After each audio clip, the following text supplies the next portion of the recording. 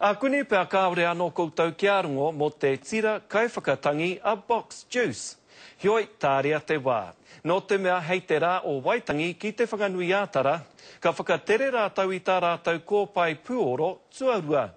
Nō mātau te maringa nui i whai wā a rāpaira tā whai ki te kōrero ki a rātau, ki te whakarongo hoki ki tētahi o a rātau waiata hou. Just a bit of this and a bit of that makes the world go round. E huri haere ana te ao o enei kai waiata o te rōpū Box Juice i te putanga o tā rātau ko pai hou. Send you cruising with Box Juice on this irie day. I tēnei tau he ngā waiata hou, so e te tauhou, i te timata ngā waiata hou mō tēnei rōpū nai nei, so te whakaro he pai. He rōpū hou a Box Juice ki te ao puoro.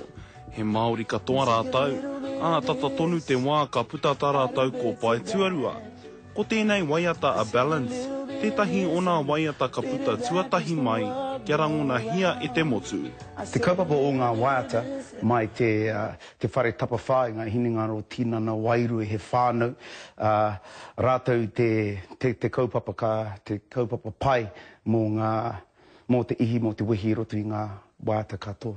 My FM 88.6, B-Rockers Bad Breakfast, that's what you got us locked on to. It's party time, and talking about party time, everyone is invited because the band that's going to take the stage is Box Juice.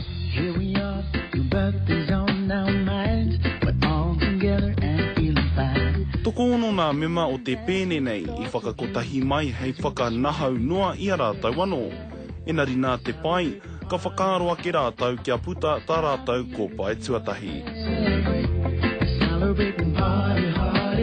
Te tautoko te hiahia, te moimoi ngā o ngā tangata katoa o te ao. Ko te ike tana kei te whāia e rātau. At the sweetest time of the year, it's feeling so right. Oh, it's Christmas, a time of love. Hei te rā o Waitangi ko te huritau hoki o te kingi o te ao reggae a Bob Marley. Nō kona hoki ka whakarewa hia te rōpū i tēnei waiata Balance ki te ahurei te rā o te raukura ki wai whetū. Rāpara tā whai te karere.